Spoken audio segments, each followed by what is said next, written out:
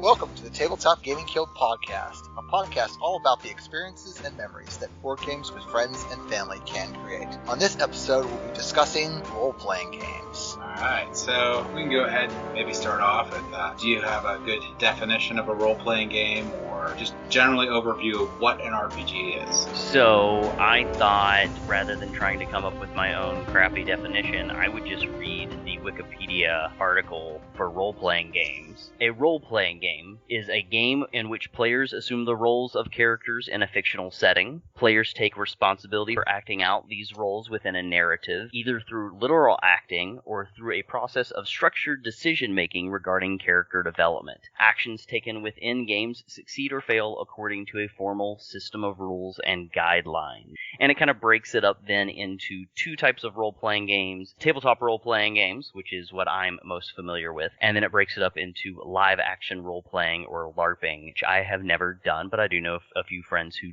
do. And then it just says that in those forms, there is a person called a game master who decides on the rules and setting to be used, also acting as the referee and kind of rules management person, so the game master. And that's what I probably have the most experience doing at this point, having been playing role-playing games now for about 5 years. The majority of the time I have spent my time being a game master or dungeon master, in the term used specifically in Dungeons & Dragons. What different role-playing game systems have you played? So I've only played a couple, or a few actually, but only two on a consistent basis. The one that I've played the most is Dungeons & Dragons 5th edition from Wizards of the Coast, and then also Dungeon Mayhem from Murder Publishing. Dungeons & Dragons is a D20 system, so you're rolling a lot of 20-sided dice most of the time, with a few other dice thrown in. Dungeon Mayhem is strictly a D6 system, so you're only rolling D6s the whole time. Dungeon Mayhem is a very rules-light game, where Dungeons & Dragons is not rules-light. It's probably more of like medium to medium-heavy when it comes to rules. But Dungeon Mayhem is like a pretty small, probably 40 to 50 page booklet, I think, if it's even really that much. But it's a fun little system where you're playing as the henchman to a big bad, and you're trying to get all the good guys out of your dungeon. So it's a kind of a fun inversion of the normal role-playing game, medieval classic fantasy, where you're playing the hero of the story and you're fighting the bad guys. You're switching it around a little bit, and it's a fun one. That one I do not game master. That one I am strictly a player in, and have had a really good time playing that game. We've played it a few times now, and each time it is a lot of fun. We have a really good time. It's meant to be a more silly kind of game, at least from my understanding of that one. I'm sure you could play it serious if you wanted to, but we definitely do not. D&D is probably the most popular RPG? It's up there with being one of the more popular ones. You know, there's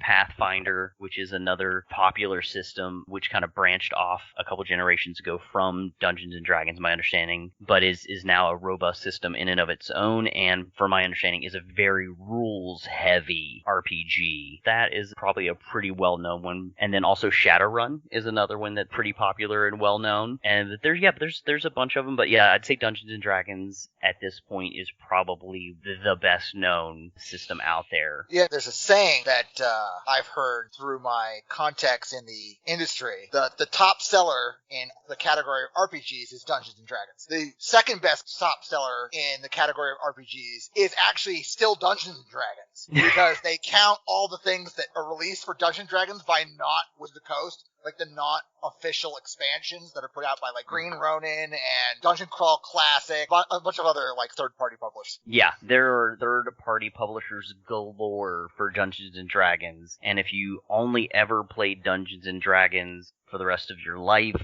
you would probably never play all of the content that was created for it, because there's content being created for it every single day. And that's a huge part, I think, of the popularity of the system, is they have their open license ruling, where there's a very limited set of portions of the game that anyone is allowed to create content for it using those things, as long as they adhere to the rule set for that. And they even have a website strictly devoted to selling third-party content for Dungeons and Dragons. I mean, it sells the main content as well, but it sells third-party content, dmsguild.com. So it is a huge system, and I think that's one of the big selling points for it for a lot of people, is that they offer so much content. You're never going to run out of adventures and all sorts of different things. Kind of like Star Wars before Disney. Sure, yeah. Now nobody can touch it. Right. There was like thousands and thousands of books, but they're all non-canon now. So, but yeah, no, it's Dungeons and Dragons is the system that I know the best. It's the one that I've played. It's the one that I got started on, like I said, about five and a half years ago at this point. There are other ones out there that I would like to play, but the community that I live in, it's the most popular, so it's the easiest one to get into. And so that's what I've played. I mean, like I said, I've played a couple other ones. I think I've played 1 or 2 sessions of Shadowrun. Really, I'd like to get around to playing Pathfinder at some point. I also would enjoy playing Kids on Bikes by Renegade Game Studios has that out right now. It started off as Kickstarter, and that's one where, of course, came out around the same time as Stranger Things. You're the stereotypical 80s kid, teenager riding around on bikes, and there is evil afoot in your town, and you're having to go out there and heroically go up against it. And then also, I'd really enjoy playing Numenera from Monty Games. I think that would be it's a kind of more almost fantasy/sci-fi setting that I'd like to play in at some point. So those are some other games that are out there that I hear are fantastic, and I would enjoy playing it sometime. So yeah, at the core of role-playing games, I think, are really 2 big elements. One is it's narrative.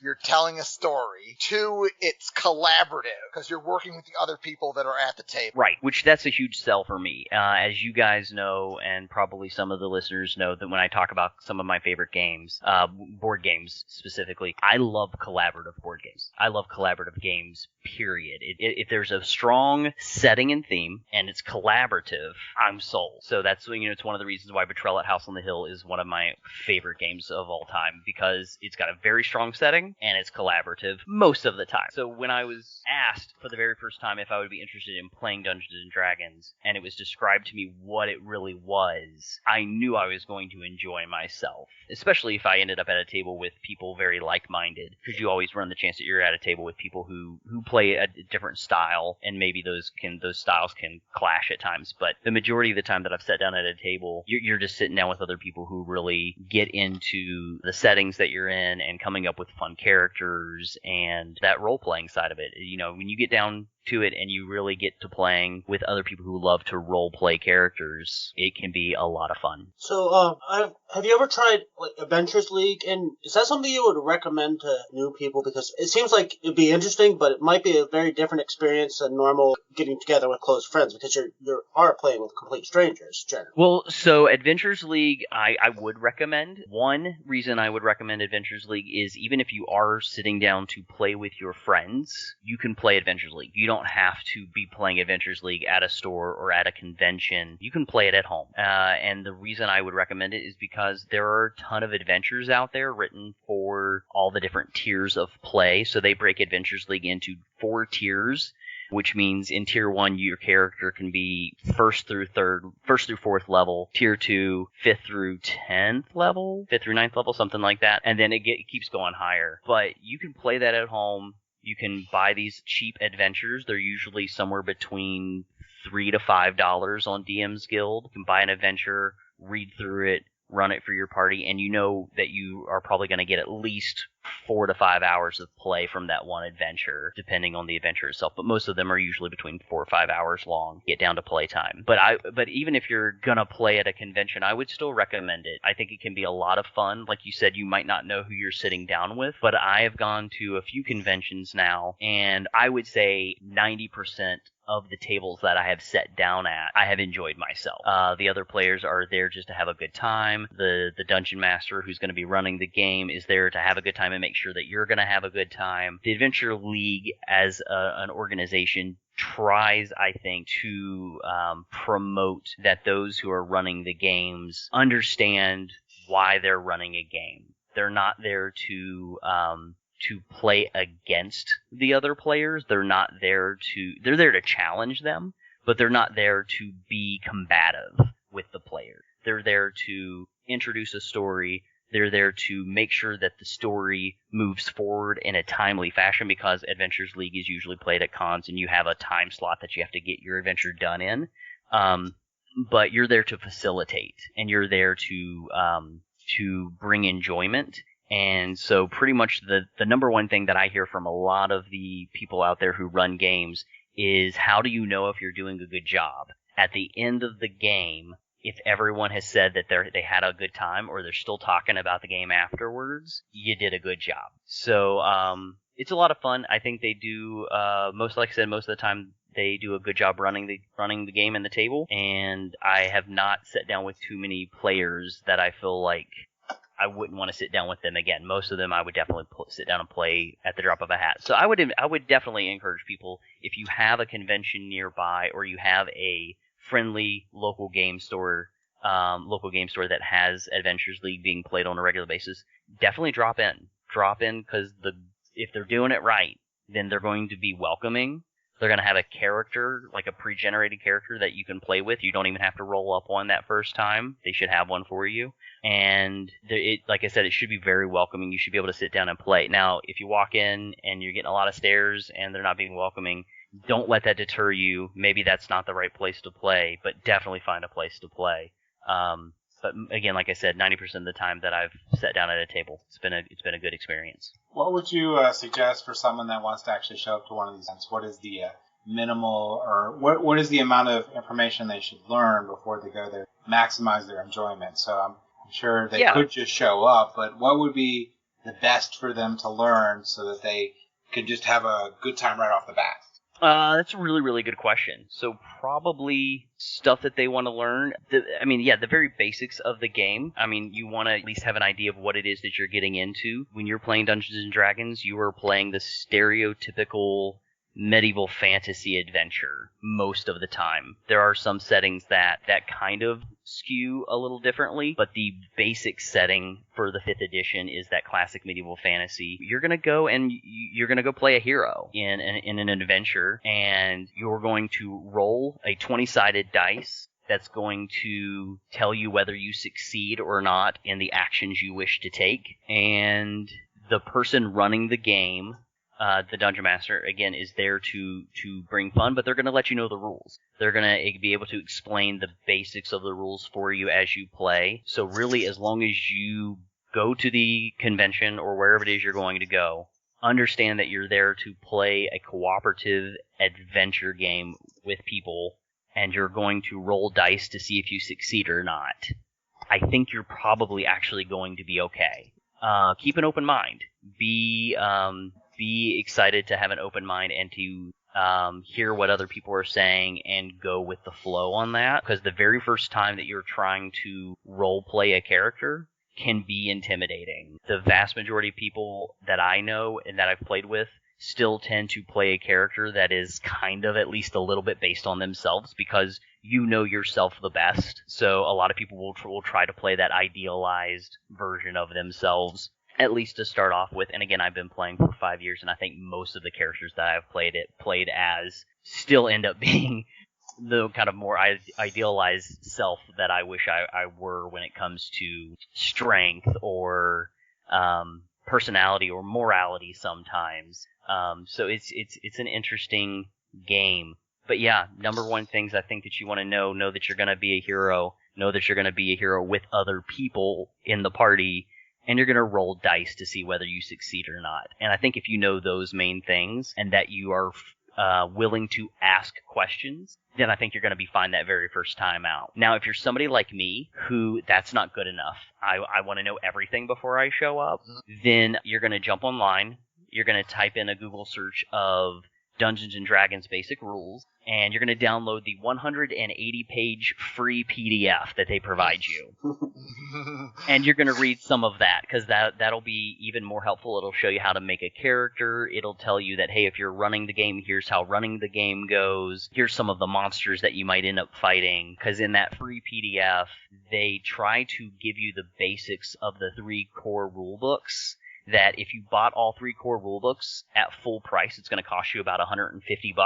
They give you the core of those 3 core books, 180 pages for free, which is a pretty fantastic deal. Yeah. If you're like me, if you're a little bit more of an overachiever and you don't want to be caught unawares when you sit down at a random table, you might want to go ahead and jump in there and at least read some of the basics for players from that 180 pages, and then that'll give you a little bit more of a rundown. But again, like I said, be willing to go with the flow, know that you're going to be playing a hero, you're going to roll some dice, so there's always that chance that you're going to fail because you're rolling dice, but if you fail, it'll be okay. There's always more characters to play as if your character dies. That's the thing about narrative gaming experiences, and is that oftentimes the story becomes more interesting when the players are challenged or when they have to face failure.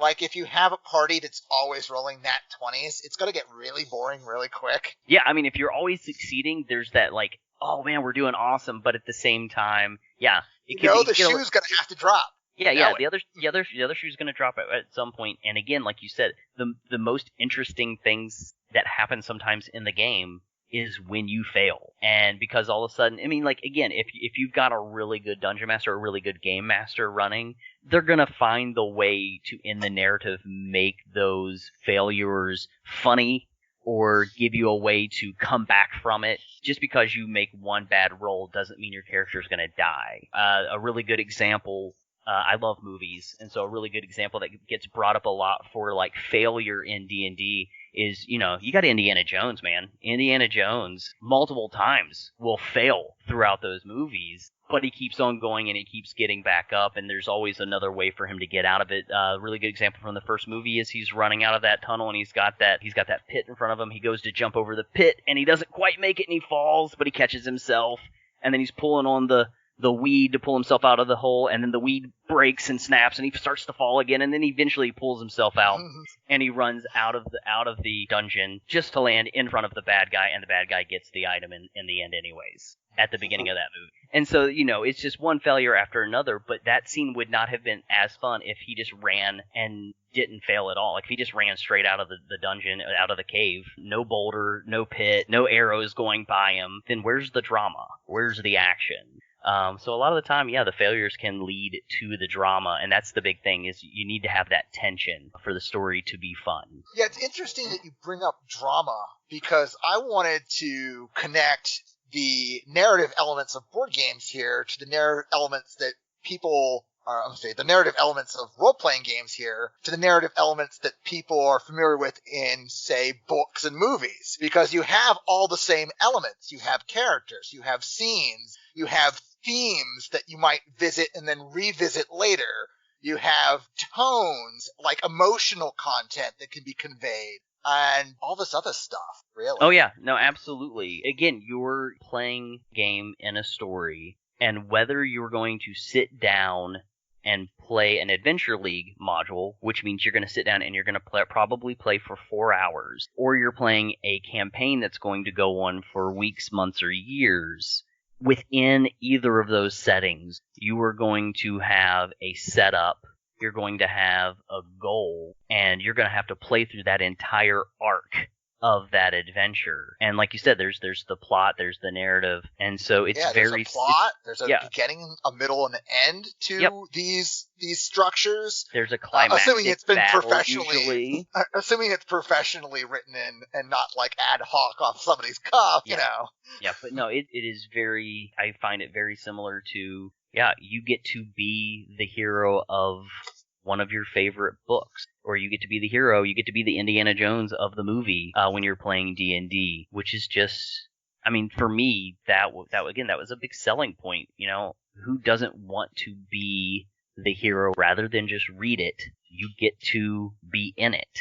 And there's playing video games, which I enjoy playing video games as well, but a lot of video games are very linear, and even if it's not linear, if it's an open world, the people that you come across, the NPCs, the non-player characters of the video game, have a set script. They only can say so many things, and they can only send you off in so many directions. You're gonna come up against non-player characters in Dungeons and Dragons or other role-playing games, but those characters are being played by the game master or the dungeon master, and that person's probably not going to say the same thing twice. It's going to be different each time. I have played some games, adventure leagues. I've played some of them multiple times, but with a different dungeon master, and all of a sudden I realized the game's completely different now for some reason, and it's because the person who's running it has read the story, and they're like, "Oh, I kind of really like this part better than this other part," and so they emphasize it differently and they change things. So it's a bit of a living game that will continually surprise you. So on to the because I played a Pathfinder, so I played multiple games of Pathfinder. Okay. And in Pathfinder, I didn't find the rules that hard, so if they're more complicated than D&D, I'm all into D&D then. But in Pathfinder, they used a plethora of different dice constants. Okay. So you would have like 2d4 or 2d6 or 2d10. Mm-hmm. Yeah, so normally what I tell people with Dungeons and Dragons is if you're being asked to do something, if you're being asked, if you're saying I want to do this action or that action, you're going to roll a 20-sided dice or 20-sided die. You're going to roll it. Only if you are attacking somebody and you succeed in that attack, usually that's one of the only times that you're going to roll a different kind of die, and that depends on what type of weapon you're attacking with or spell you're attacking with. The vast majority of the time, I think probably like 75 to 80% of the game is just with a 20-sided die. You might end up rolling 2 of those. If you have advantage, you get to roll 2 and take the highest number. If you have disadvantage, you roll 2 and you take the lowest number. But that's the majority of the die rolling that you're going to do is with that 20-sided die. And then when you attack and you succeed, you roll with either a 4-sided, 6-sided, 8, 10, or 12, depending on, again, what type of weapon you're using. And that's usually the only almost the only time that you're rolling a different die. So yeah, like 80% of the time you're going to just be rolling d20. Would you still recommend them to get like a full dice set? Yeah, I would go ahead and say go ahead and, I mean, if it's your first time, don't buy any dice. You're going to go to a table and you're going to borrow the person next to you's dice because they're going to let you use them. Most people, this is the thing that you will find out from most role-playing games, and Dungeons and Dragons is not any different. If somebody is playing it, they also have a dice problem. They're dice addicts. They're going to own at least 4 or 5 sets of dice, if not 20 or 30. And they're going to have all of them there with them at the table, because if they roll that d20 and it gives them a 2, they're going to put that dice in die jail, and they're going to get a different one out, and they're going to roll with that one the rest of the game. But no, like the very first time you're playing, just show up, and someone's going to let you borrow their dice. They're going to let you borrow a pencil if you didn't bring a pencil. The DM's going to have a pre-generated character for you to play as. Just, again, if it's your first time playing, just show up ready to have a good time, and you're going to be okay. If you want to bring your own set of dice, yes, I suggest you buy a full set. It's usually got 7 dice in it. You're going to pick it up at your friendly local game store for like anywhere between $3 to maybe $8. They're fairly inexpensive to buy a set of dice. Find the prettiest color, and you'll be fine. You always could get the spin down dice. You could. And then you could always roll a high number, and then there you go. My display of D&D dice runs from, I think the plain opaque sets are like $4, $3.80 something. Mm-hmm. And then the really spiffy ones are like 11 or 12, I think. Yeah. But most of the Gemini sets, which are still pretty cool, are like $9.98. So. Yeah.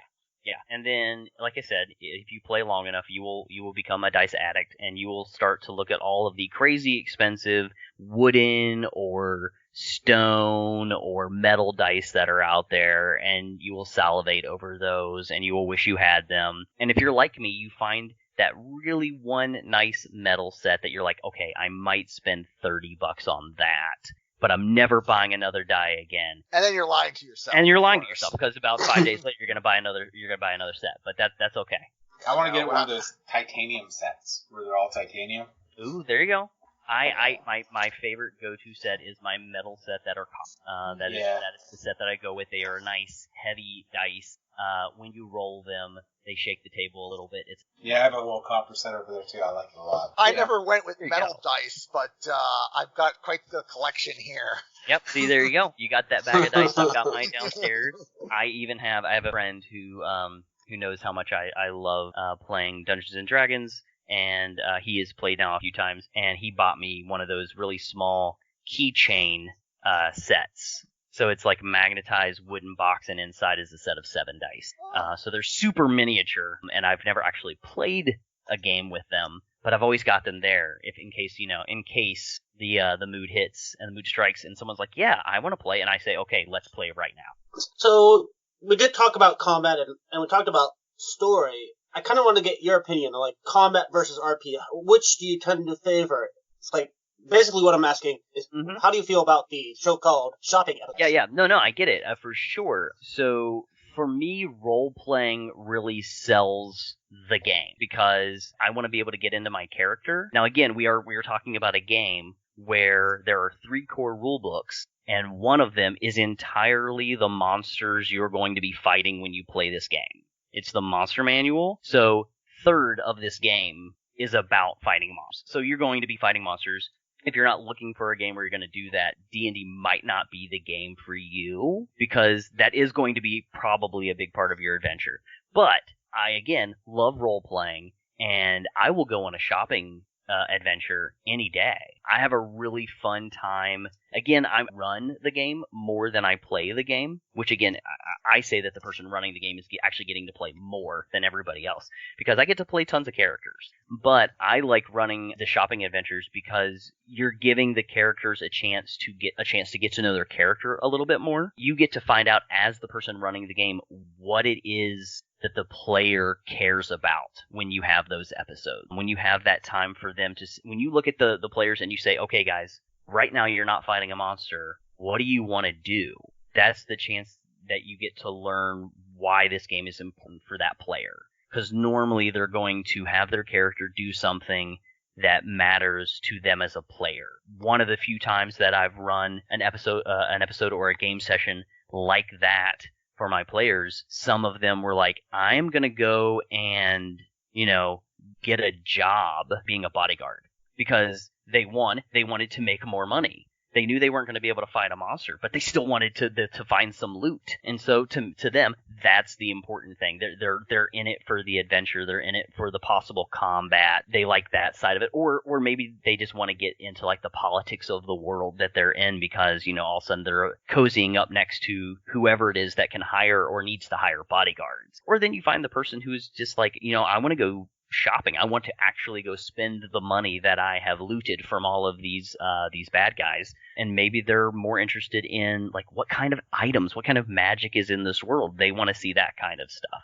And so I think with those types of game sessions, whether it's the entire game session or just a portion of it, gives the person running the game a chance to understand the motivations of their players.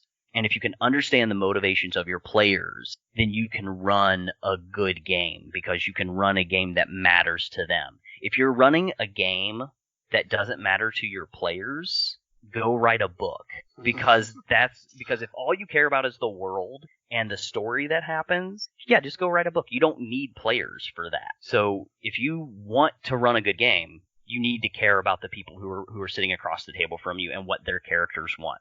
Yeah, I think I'm going to chime in to partially answer Nathan's question here as well. Because in my head, I don't see the motivations for playing an RPG to be too different from playing like a board game. Someone can be playing the game for the narrative experience, like the story that you're telling. Somebody can be playing the game to achieve mastery. And whether that's like watching their character grow and become more powerful or like learning the rules engine and what's it capable of, those are viable. I feel they're valid. Yeah, they're valid ways to play the game. Right. There's tons of other motivations that I could probably think of right now, but I'm drawing a blank. So But yeah, so I do. I enjoy running those types of sessions just as much, if not even more so, than the ones where we're fighting the bad guys. Though again, combat is going to be probably a big part of the game and can be a lot of fun. We talked about like character creation and how a lot of people tend to put a bit of themselves in their character. What would you say to the people that worry about revealing too much about themselves through their characters they create? Things they don't necessarily want to reveal. Oh, so something that might be like they're afraid of getting too personal at the table. The player is.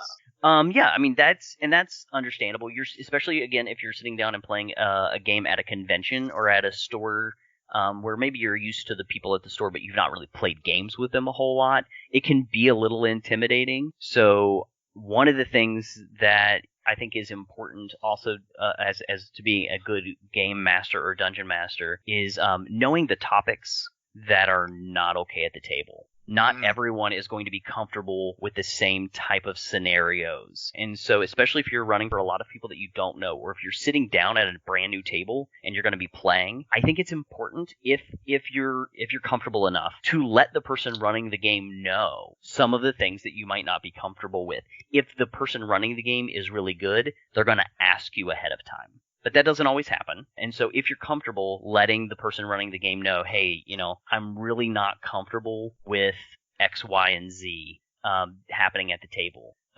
Most of the time the person running the game is going to be receptive to that information, and they won't throw that in your face. If they do, they're a terrible dungeon master. Never play with them again. I'm being completely honest. If you ever tell somebody what you don't want at your table, and they do it anyways, especially if you've told them, to me that is a pretty terrible person, and you just need to walk away from them and don't give up on D&D. Play with somebody else. So, but I think it's important because there are a lot of things, especially when you're sitting down with a bunch of new people, that you're not going to want to get into those types of scenarios or that topic, and that's okay, Yeah, the social contract behind the game is actually a very important element. And I've seen rule books, especially in the horror genre, specifically call that out. It's like, oh, this is a horror game, by the way, and we want people to feel a little uncomfortable, but not too uncomfortable. Right. So, like, the rule book will say, hey, maybe your group should establish almost like a safe word so that when the GM starts describing arachnids, the one person who has arachnid phobia could be like, stop! Yeah. Yeah, no, absolutely. And again, it's not, that kind of thing I don't think ruins the game. I don't think it, or anything. I think it makes the game better, because when you free up people from those worries, then they're more comfortable. And when you're more comfortable, the game is going to be better. Yeah. Again, if you're more worried about the story you want to tell or to happen at your table, go write a book. You need to be somebody who understands your players and is open and receptive to how they want to play the game for the best game that could possibly happen to happen. I actually always wanted to play, they call it RPG, and that would probably be a good thing for that game too. I really want to play as well. I've never played. So want to play it. Played some, and it's quite an adventure. Though I haven't played it in a while. They've changed it in newer editions so that you can actually restore sanity when you defeat the things that should not be. So characters have a little bit more long-term survivability. In the short term, they're still very fragile. Yeah, no, I would definitely love to play that. I have played now a couple board games set in that kind of setting, but I've never played an RPG in that setting, and I think that would be a lot of fun. Yeah, the one guy that comes to the board game, or the library board game days, he's trying to run a Call of Cthulhu. Oh, okay. It's a lot of fun. Gotcha. I'm fine with my character dying. Oh yeah, absolutely. Hey, okay. as long as it's interesting and fun, yeah. I'm there for it. That's one thing. I mean, a lot of people. I mean, there's a big thing to keep your characters alive or whatever. But for me, I don't really care. I consider each one like a one shot. And again, you will play with some people who they have played with that character for years and years and years, and have leveled them from first level all the way up to 15, or as high as 20 is when you get all the way up there. And if you can kill a 20 level character, you got to have like some kind of godlike creature showing up to fight them. But they will play with those characters for a long time, and I know it might sound a little weird to some people, but you can get emotional with your characters and where they go. And so I'm sure it will come up later in the topic, but character death can be a tough thing at the table at times.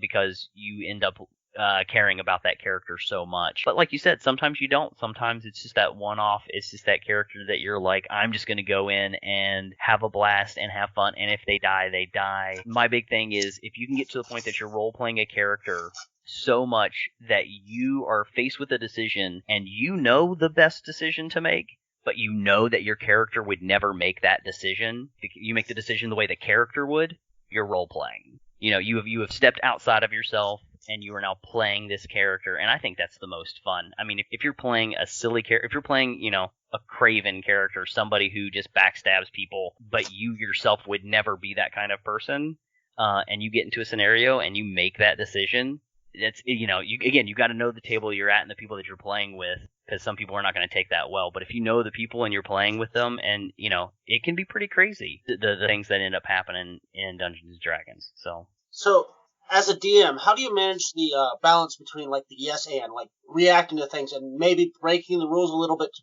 be a better story versus, like, rules lore, and this is strictly how it's supposed to be, but how do you balance that so that it's always a fun game and you don't feel like you've completely broken it? That's a good question, because it does come up a lot.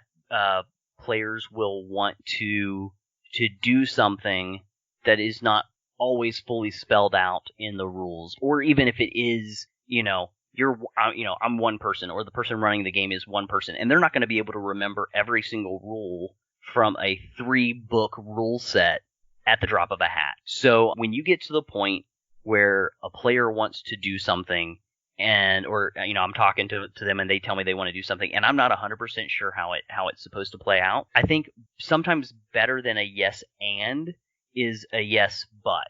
Yes, you can do this, but something else is also going to happen. The yes but lends itself more to the drama than the yes and. So I try to lean more towards that, where I might give them what it is that they want, but there might be a slight counterproductive thing that will happen because of that action. And so I don't feel like, again, I'm not breaking the rules of the game per se, but I'm keeping the tension that's supposed to be in a good game as well. Mm-hmm.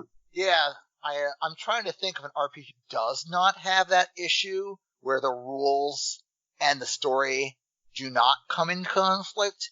I can't think of too many, but I've played a lot of more rules-heavy, like, RPGs in my history. I'm sure that there are some more story-intensive RPGs that don't have as much conflict.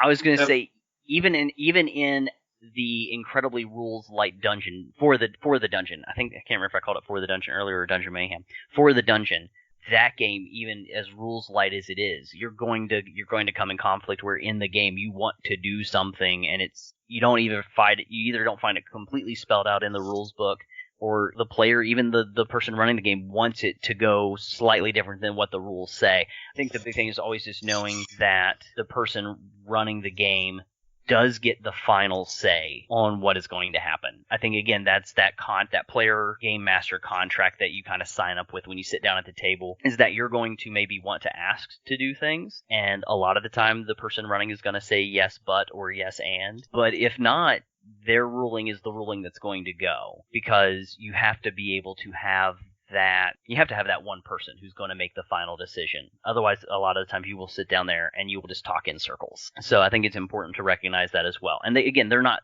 there to lord that over you.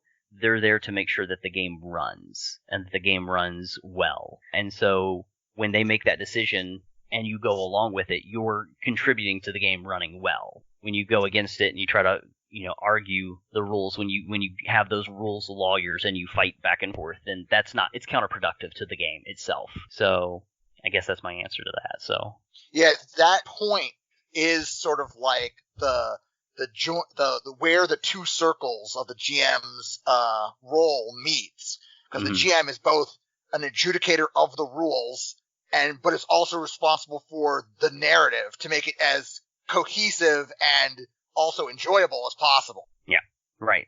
So yeah, I mean, if it comes down to it, and there's a rule that if I'm going strictly by the rules of the law, but it's not interesting, and slightly tweaking the rules going to make it more fun, I'm gonna tweak that rule. I'm gonna let the game be more fun. I think getting back to what Dan was talking about, where the experience and then the rule set, I think the Fate system is the closest to just going with the story. Yeah, I would probably agree with that. I've played Fate a couple times. I'm familiar with it. I don't think I've sat down to it. Fate was a tough one for me because of how heavy it relies on just the story.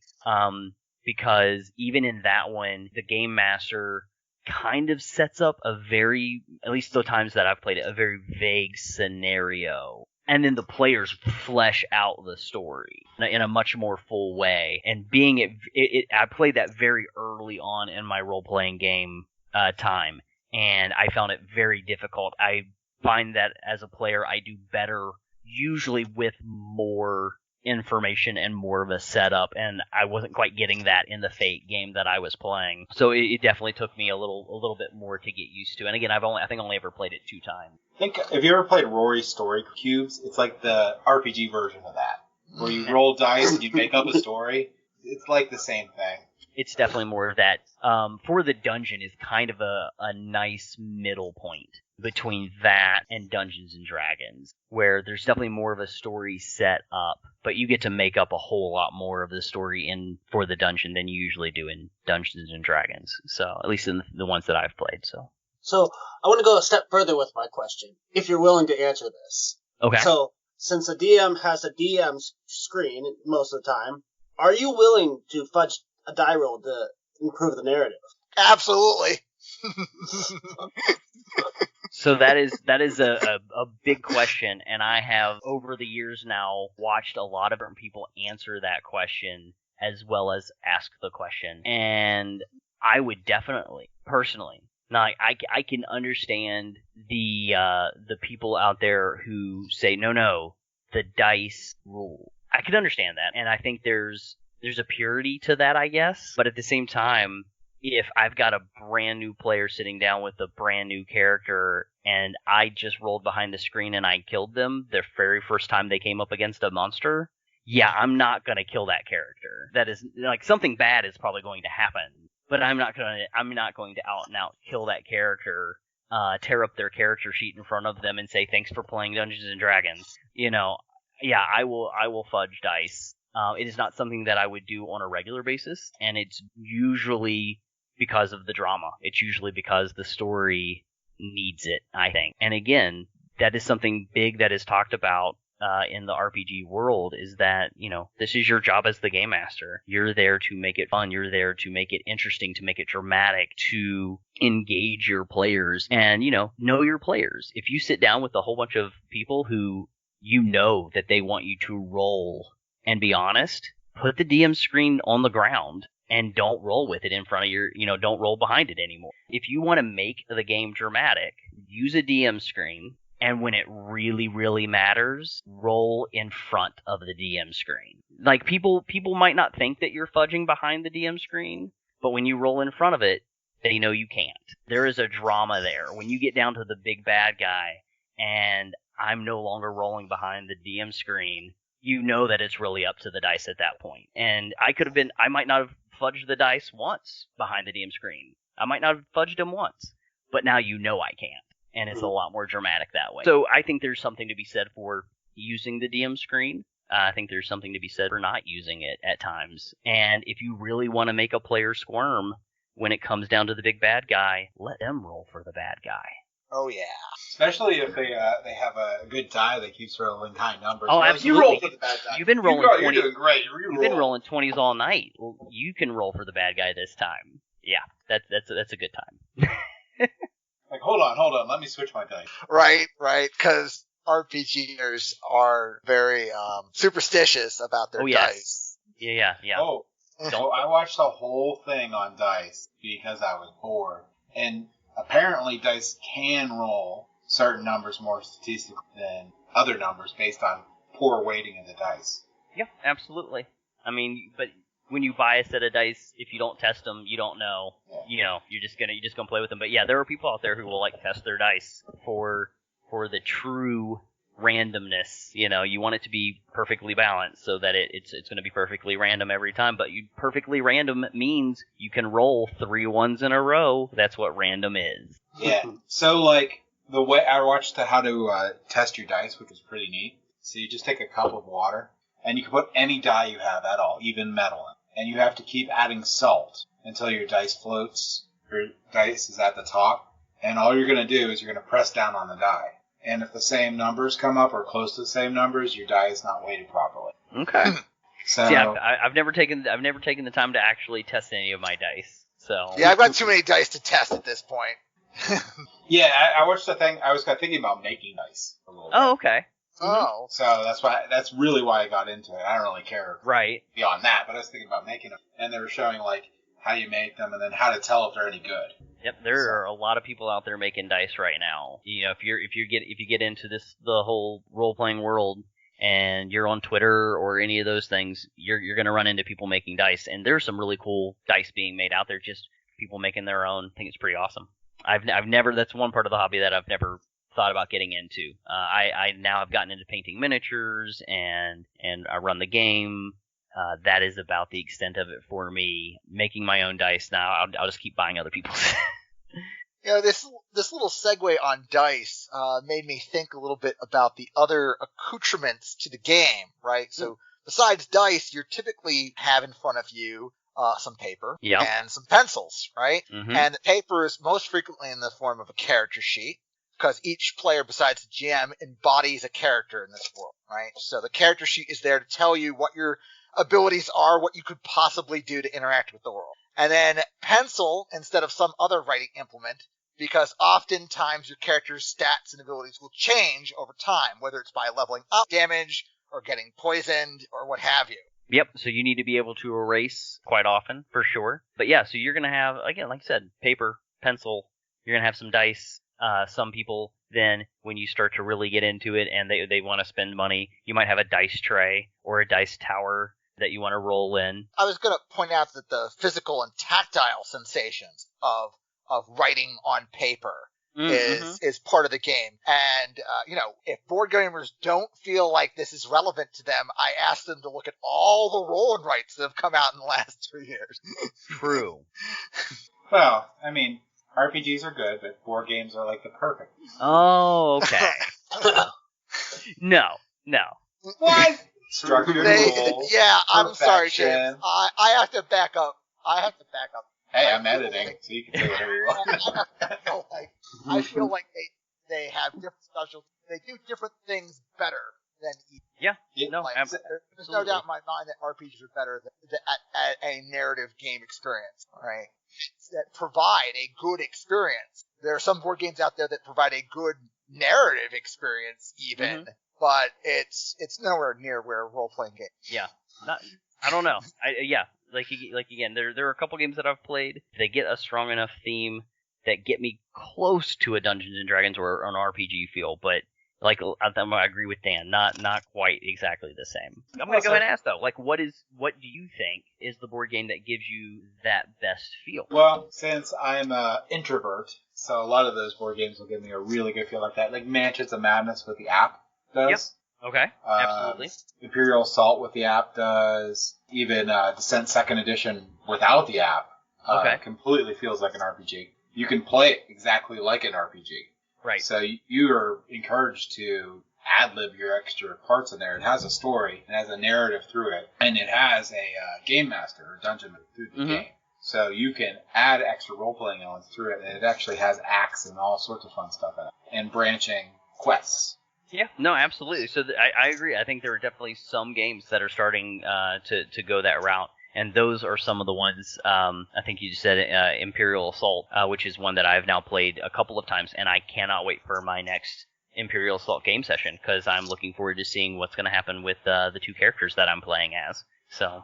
Did you play with the app or just through the normal campaign? I'm playing through the normal campaign on Tabletop Simulator with a friend down in West Virginia. So we were playing back and forth. He's playing, he's kind of game mastering and running as the Empire, and I am playing as my two characters. And the next session is a side quest that focuses on the backstory of one of my characters, and so I'm really looking forward to that. Yeah, the side quests are really, really cool in there, where you just go get your lightsaber or go get your Wookiee bowcaster or whatever. Right. And through Tabletop Simulator, if you're playing it through that, you can play the app too. Oh, okay. So later on, once you guys get through there's Imperial Assault has at least 6 expansions. Okay. And each expansion comes with, I think, a 10 scenario campaign. Nice. At least, maybe 12. Okay.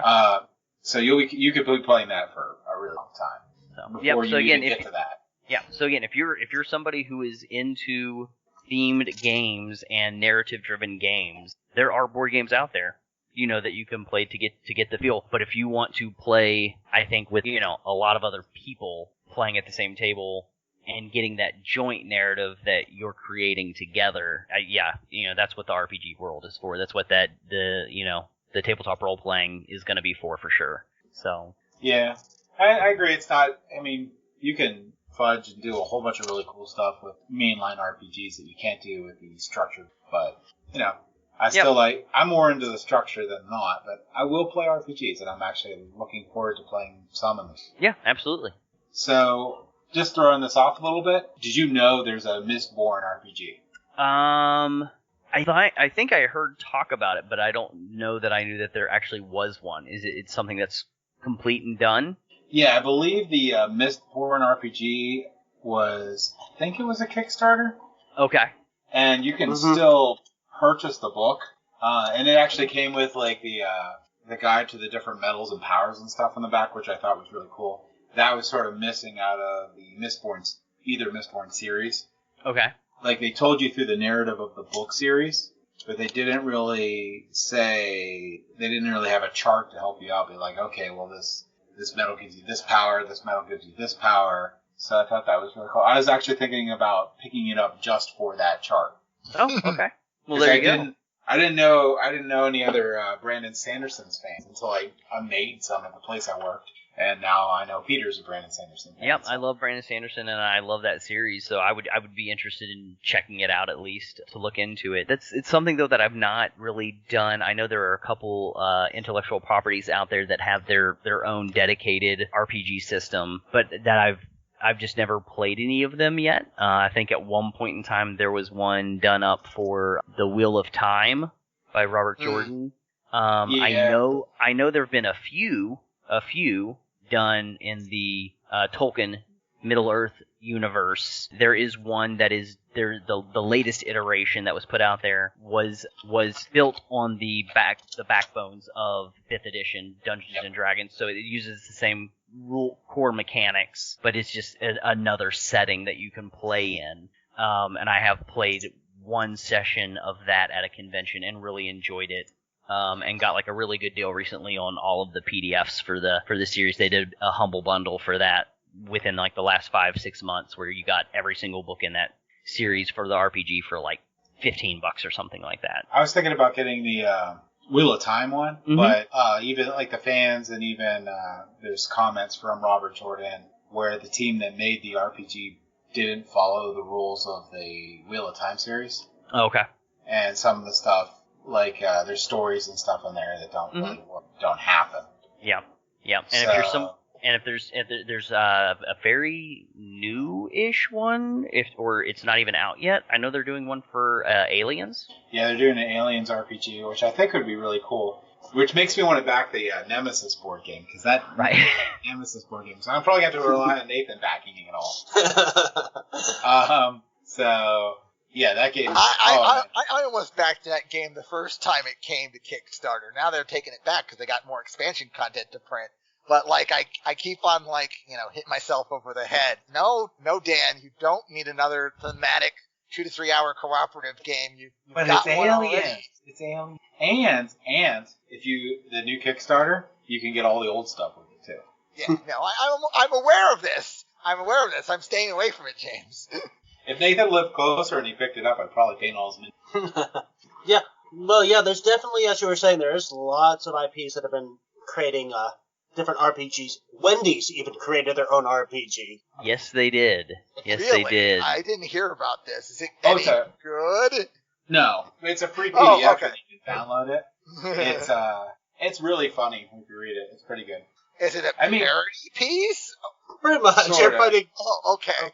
Well, okay, so the rule system is solid.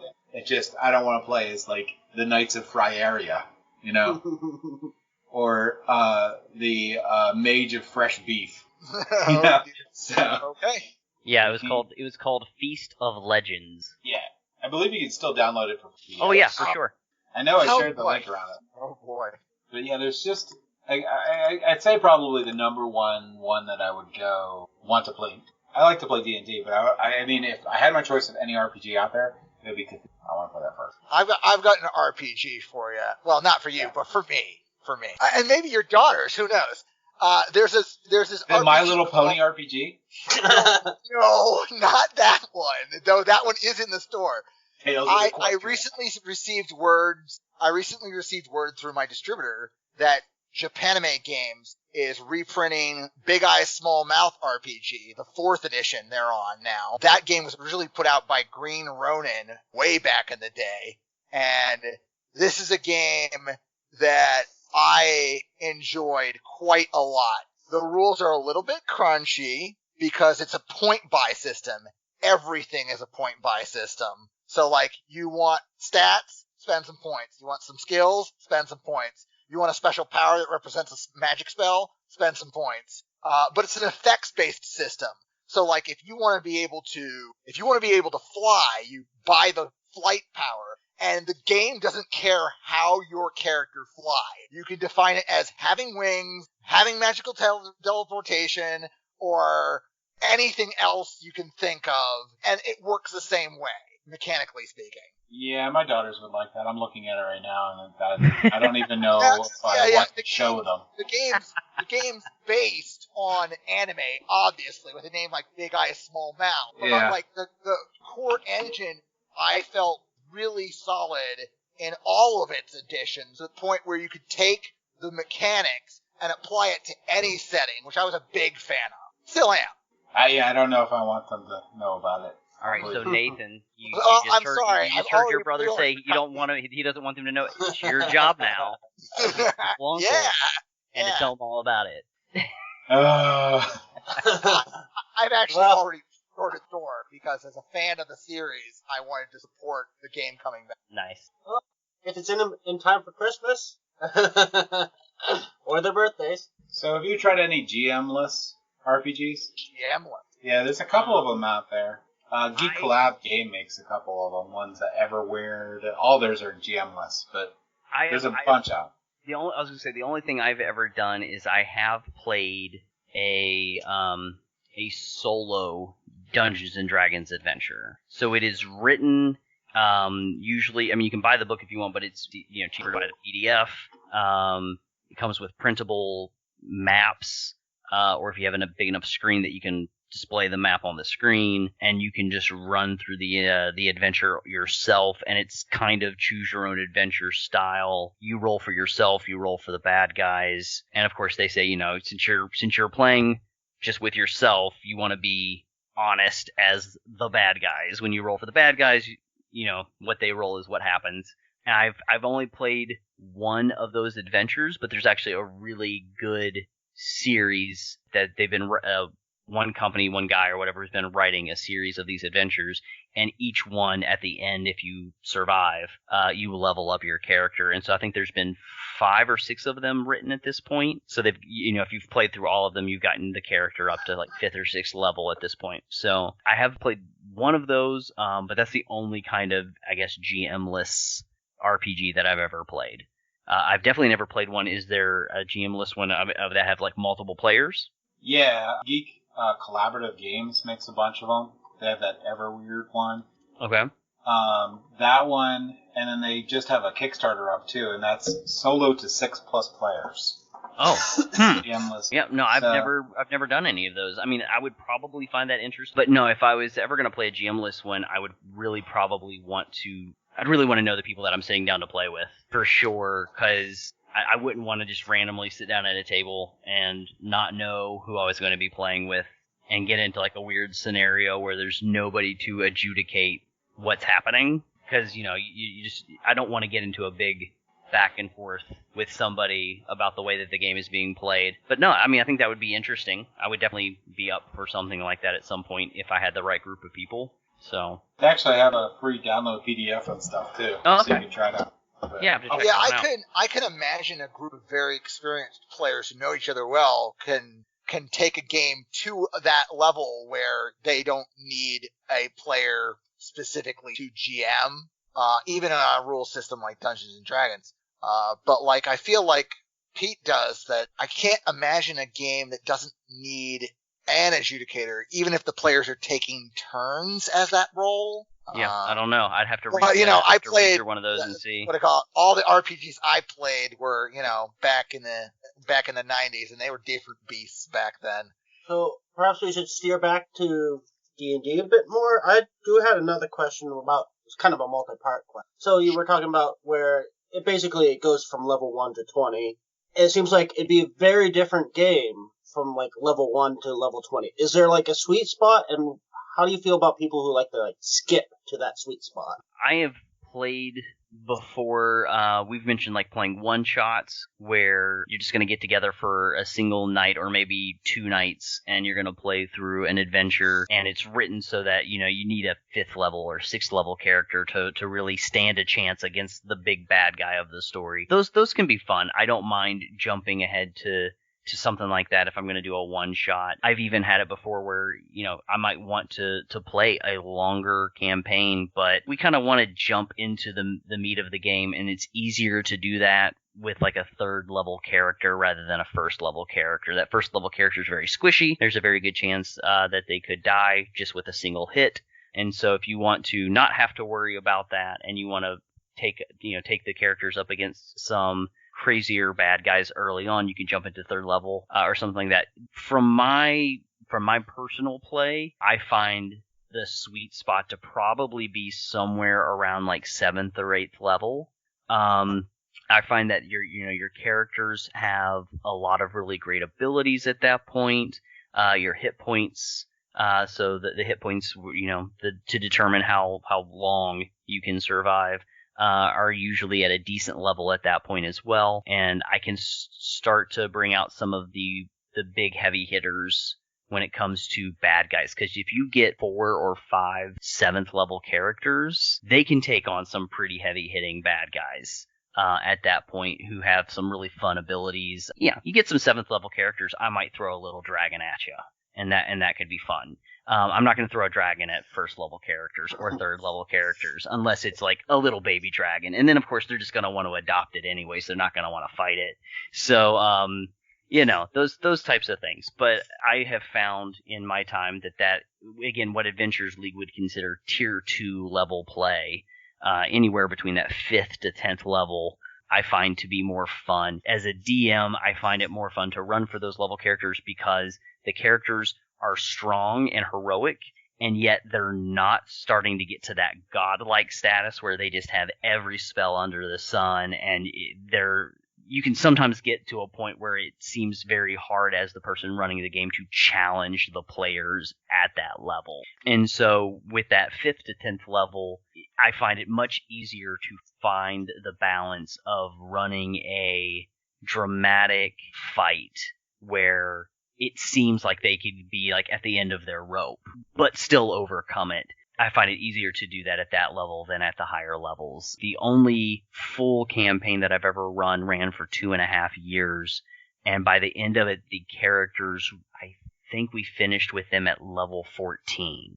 If we had played another session after that, they would have definitely leveled to 15, but they finished at level 14. So I had 6 level 14 characters that I was running for. And so so at that point you're running against, like, you really need to have some pretty big epic bad guys to try to fight against. And so that is one where I made it harder for myself because I gave them control of a dragon to command as well, at kind of as part of that. So that was a lot of fun. It was pretty epic, but it can get unwieldy fast at that point when you're running it to try to make it balanced and to make it dramatic. But at the same time, it gives them a really good chance to feel like they're superheroes when they have that many abilities and that kind of stuff. So it's good. But yeah, sweet spot for me, probably 5th to 10th level, somewhere in that tier 2 level. I enjoy that a lot. Yeah, and 6 is generally considered a large group, right? And it's pretty challenging for the DM. Yes. Adventure League will cap a game at 7 players and a GM. So you can't have more than a total of 8 people at the table, 7 of them being players in Adventure League. And that is, to me, pushing it big time. One, finding a table that you can fit 8 people around is not always easy. Comfortably, too.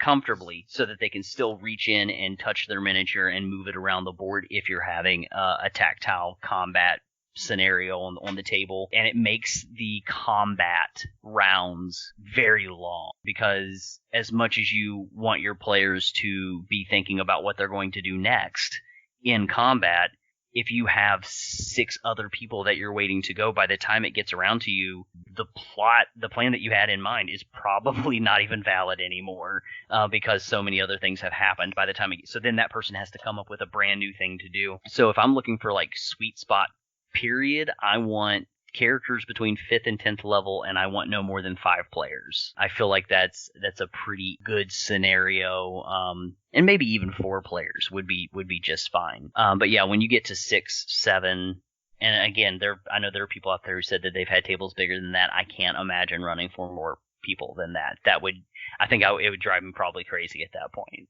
So no, I've run for more people than that, but I won't share any of my terror stories. Yeah. Your question about balance made me think of another way in which GMs have to struggle to balance a game.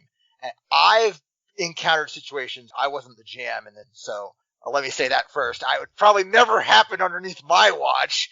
Yeah, there was one character that whenever we got into combat, they would sort of be the person who'd be doing the most stuff, right? It was just combat, mind you, but like that one character could probably defeat as many or as tough enemies as 3 other characters combined. And I'm not sure how that happened off the top of my head, but it did. It definitely did.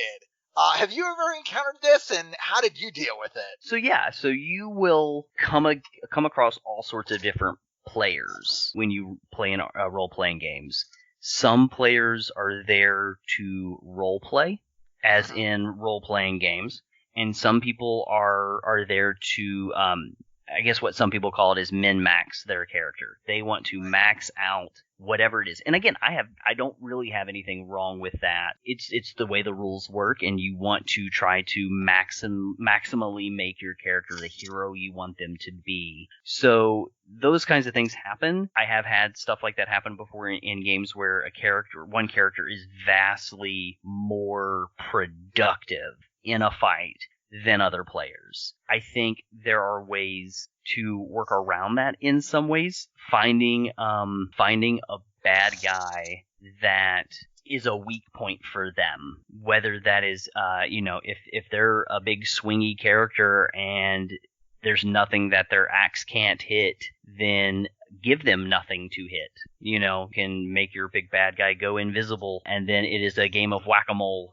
And so, finding ways to still make it, because, that person, even though they want to maximize their character, they still really want drama to happen as well. And so finding ways around that, finding the weakness, again, I own the books and I know their character. And so I want to, still give them the moments where their character is going to shine and do all the damage. That's what we all want. We want to play heroes. Don't take that away from the player. But you got to find a way to challenge them as well. Plus, the big thing is not to let them steal the fun from the rest of the players. Finding story scenarios that play into the other characters and their stories, I think is important. If you have a character that is not a big fighter, then you got to find another way to make the game fun for them, other than just I can't just continually throw combat one after another, and it be fun for everybody. Some characters are going to have more fun. Some players are going to have more fun in combats, while other people are going to have more fun in the role-playing scenarios. And so it is constantly like you said, again, finding the balance for each of the players and giving each player the chance to shine in their own way. So that, I think, again, it can be a lot of work to run a game, to be the game master, the dungeon master. But if you're somebody who really enjoys helping your friends to have fun, I think you're a dungeon master. I think you're a game master. I mean, so it's worth the extra work that goes into it. So I think it's definitely something to try. Yeah, it sort of ties back into the whole motivation discussion we had earlier.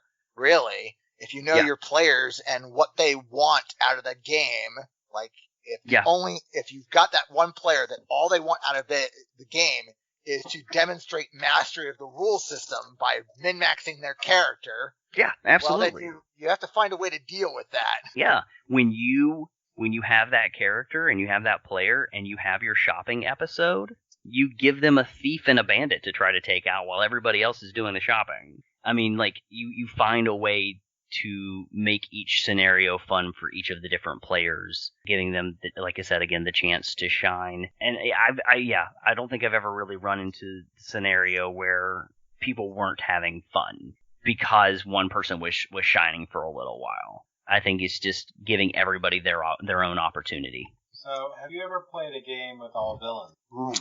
So I have not. I've heard a lot of other people out there talking who have talked about it. I've somebody that some of the listeners might know really, really well in the role-playing world is Matt Colville, who runs a series of videos on YouTube called Running the Game. He also did a huge Kickstarter a couple years back for Strongholds and Followers, and he does the Running the Game episodes are all about teaching people about how to be the dungeon master, how to be the game master. And I know he's done at least one episode talking about like people running an evil party, all bad guys, and is that an okay thing to do, or is that even a fun thing to do? And I think probably what I pulled from at least some of that was, again, know the people at your table. Know, especially in this type of situation, know what is acceptable and not acceptable to happen at that table. Because, I think he gave an example of him and a group of people who, when they were younger, probably, I think like high school, college age, decided, we're going to play all evil characters. And he said, well, everybody got really angry when me and my one buddy turned against all of them and like took everything. But we were like, guys, we all decided we were playing evil characters. Why'd you do that? I'm evil. What did you expect? And so a lot of the times, I think when people think I want to play an evil character, it's because they want to be able to do whatever they want to do, and even if it upsets people. And for me, that's not any fun. I think the key to doing it and doing it well is still that you have an even stronger social contract, more explicit one even. Yeah, for sure. And again, I play the game for the dungeon, where our goal is to play the minions of the big bad guy. So in a sense, we're kind of the bad guys, but we don't really play them that way. I mean, like this group of miscreant minions are like the most loving family of each other. And yeah, we run off the heroes, but we're not out there murder hoboing the good guys or whatever. I mean, it's an interesting scenario, and I guess I could kind of understand what might be fun about playing the bad guys, but again, it's not really me. I want to be the hero of the story. So yeah. So has anybody here ever played? Are those goblins actually bad, or is the heroes the bad people trying to rob them? Right, absolutely. If you want a good picture book to read to your kids out there, people, Nobody Likes a Goblin by Ben Hatke. Fantastic picture book where the goblin is the good guy and the heroes are the bad guys, and it's fantastic. It's a great little picture book. If you're out there, if you got young kids and you want to get them. If you want to start them young, get them into D&D young. Yeah, Nobody Likes a Goblin by Ben Hatke is fantastic. I suppose that you could argue if you ever played, Vampire the Masquerade or Werewolf role-playing game, you played as a bad guy. Well, they're not necessarily bad guys either in that RPG system. Yeah, I played some World of Darkness in college, Vampire once, but most of the time we ran a cross campaign where, player A was a werewolf and player B was a werewolf, but player C was a vampire and player D was a mage. So anyways, In that game, there definitely are bad guys in that game, and you're definitely fighting against them. Sometimes you have rivals that are also like on your side of those overarching conflicts. So like, in Vampire, there's I think it's the Camarilla and the Sabbat, and the Camarilla are trying to like hide and be like humans, and the Sabbat are like, no, we're monsters, we're gonna go kill things. So. Yeah.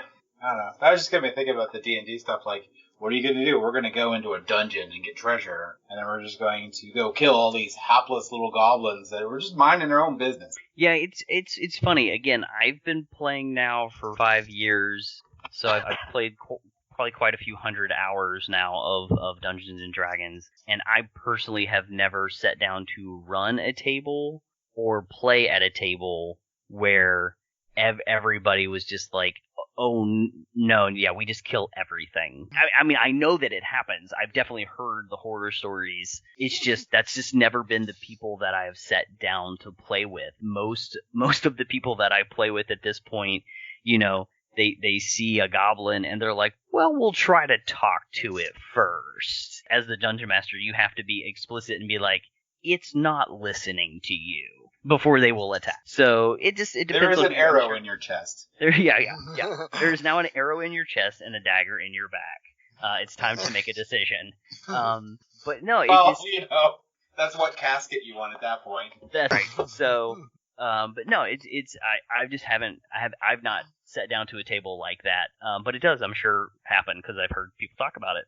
Again, the role-playing games, the people who sit down to play role-playing games, the vast majority of the time, are people who are really into the idea of playing a hero, whether they want to be Aragorn from Middle-earth or some other stereotypical hero from whatever fantasy or sci-fi or horror that they have read. And so if you set them to the right scenario and give them that opportunity, they're going to usually take the chance to be the hero rather than the villain. Maybe if you've played for years and years and years and years and you've been the hero a billion times, maybe then being the evil guy sounds fun. I don't know. I haven't played long enough for that to happen to me yet. I still want to show up. The latest game that I've made a character for, I'm playing a paladin. I can't wait to be like the goody two shoes guy. I want to be the one that even did not like the people who aren't evil, but they're just a little bit bad.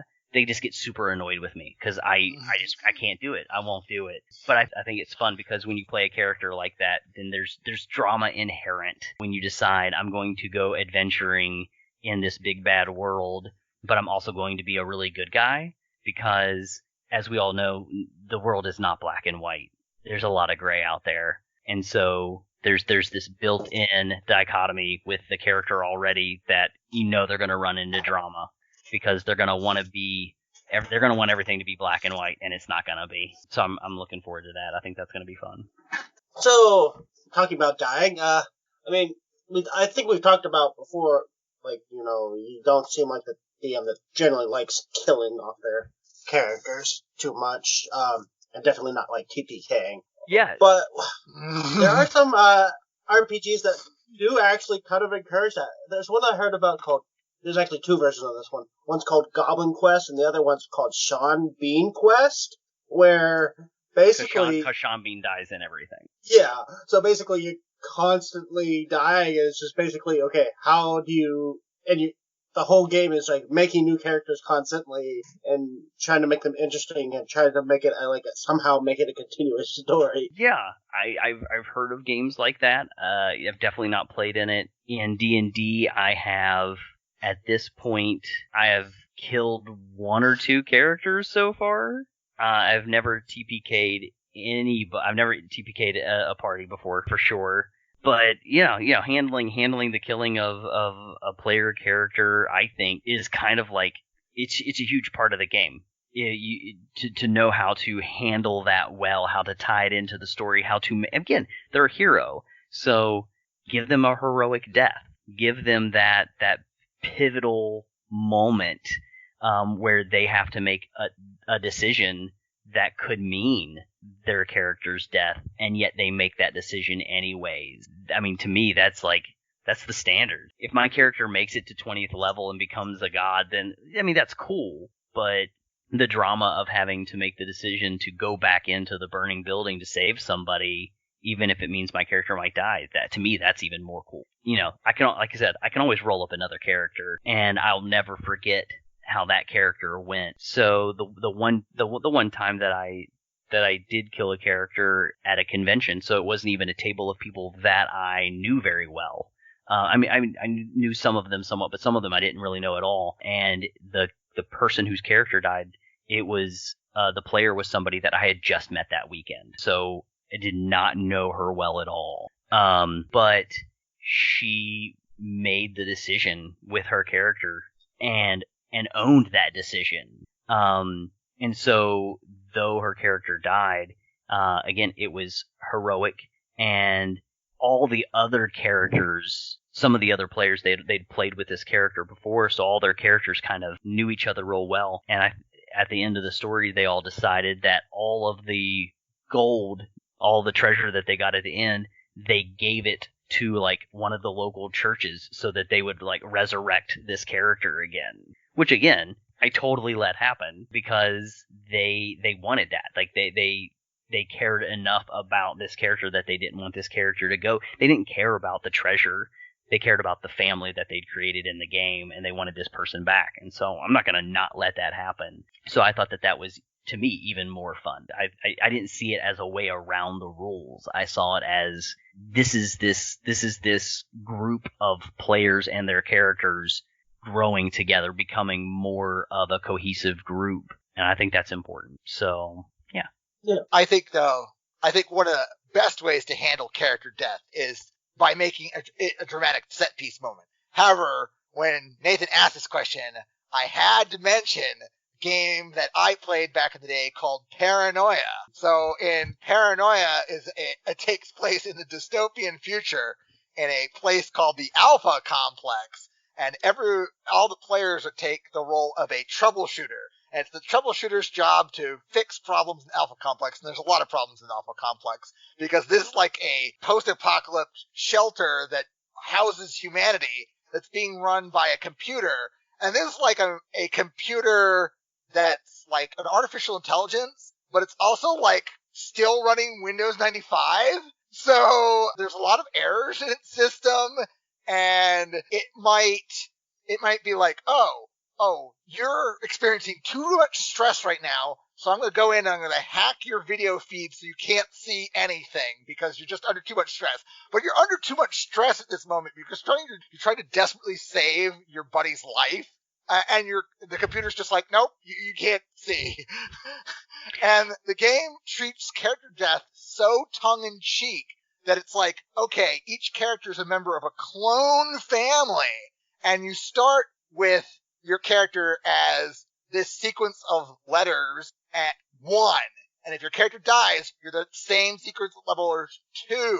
You're just the next person in your clone family. And you keep all the same stats and everything. I have seen it played live streamed once, and it was hilarious. It is. It looked like a lot of fun. That is definitely another RPG that I would play probably at the drop of a hat if I had the opportunity. I know that Call of Cthulhu RPG has died, so you can't have like everyone die. That's a game that could go either way. You can treat character death as like this epic set piece moment, or just like storytelling. I was in a Call of Cthulhu game once where it was, I'm gonna climb up and stick my head in the attic. All right, I'll get back to you. 5 minutes later, you find this character and they're standing there with their head in the attic. Oh, well, I tap him on the shoulder. He falls down and his head's been... Like, the GM never got back to that player before he announced that his character was dead. or don't open refrigerators in Cthulhu game. I have also heard this. I have heard this is not a good thing to do. So D&D, from my understanding, does give a lot of ways that you can bring characters back, but it seems like you should be careful with that, because it seems like it could cheapen like a heroic moment if they make it too easy to bring them back, right? It can, and one way that can be taken care of, like you said in the game, is most of the different ways that a character can be brought back, usually if it's a spell related thing, it will say in the spell, and the spirit of this person comes back if willing. Mhm. And so I have definitely seen players who are like, but some of the other players, they don't check with the other player before they go, oh, we're going to go do this spell. But then, as the GM, I will look at the player whose character has died and say, does your character want to come back? And sometimes to make it more dramatic, I mean, I've had it where they've brought the character back, and to make it super dramatic, not until after the person had said, yes, I want to come back, they come back.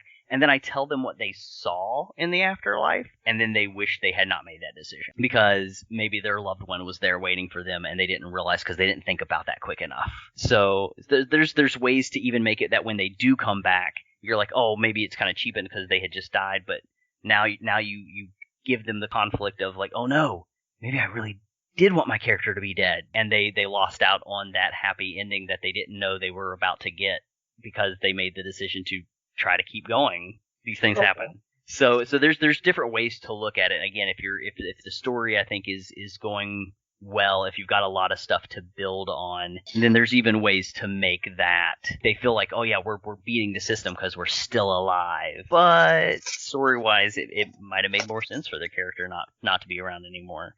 But again, I tend to leave it up to the players if they can come up with a good enough reason and a way to make it happen. Most of the time I'm probably going to let that happen. But again, it's the yes but scenario, not the yes and. And Traveler apparently is the one where you might be creating a character, and in the process of creating your character dies. Like you don't even get to the rest of the game. Yeah, I think that was one of the games where you built your character through a background system. Right. So like, oh, I spent 4 years doing this, and then you get skills and abilities because you spent 4 years doing that. But like you could give your character like 20 years of background and start at 40, or you could give your character 40 years of background and start at 60, right? So wait, if you give your character 80 years of background, it just keels over as soon as you start the game. Well, also there's some backgrounds that come with risks. I was a deep space asteroid miner for 4 years. So I've never played it, but I've heard the stories that was the case apparently. Yeah, what can I say? It was a very clunky, rules-heavy system back, man.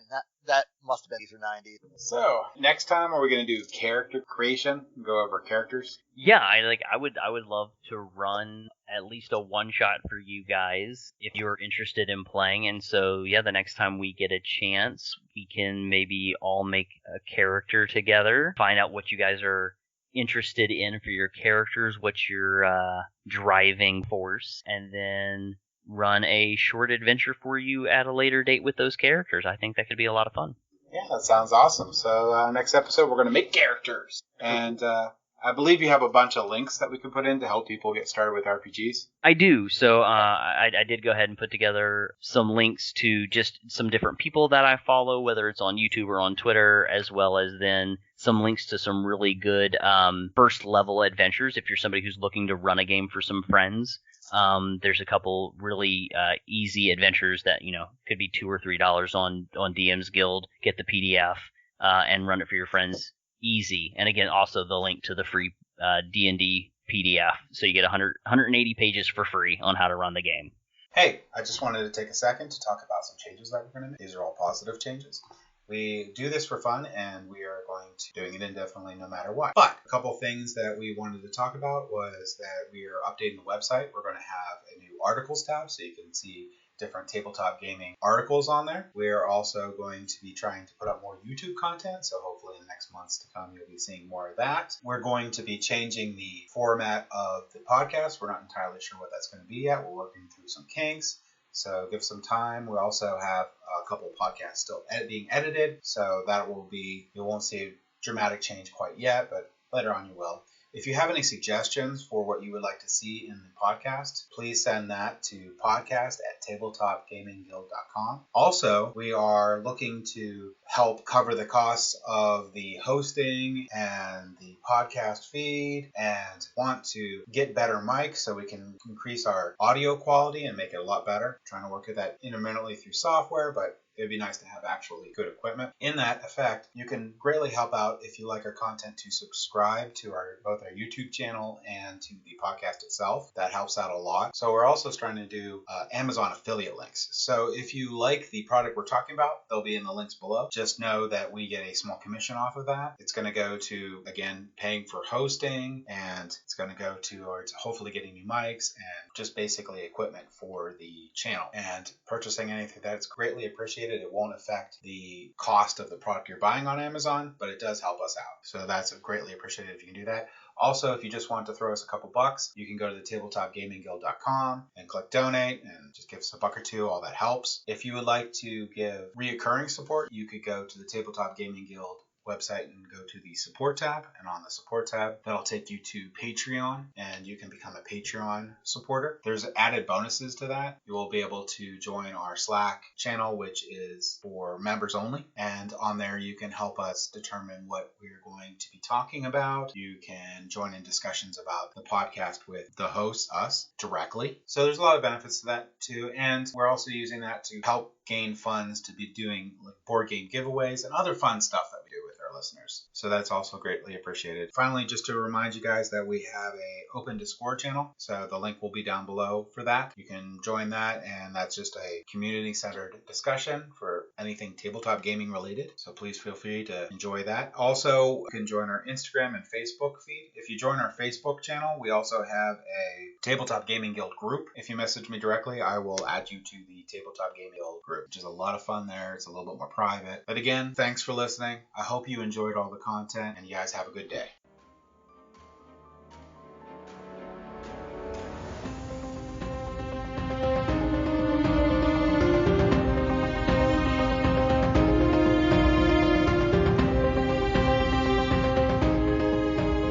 Thank you for listening. If you have any feedback for us, feel free to visit us on Facebook, Instagram, Twitter, or Board Game Geek Guild 2989, or our website at tabletopgamingguild.com.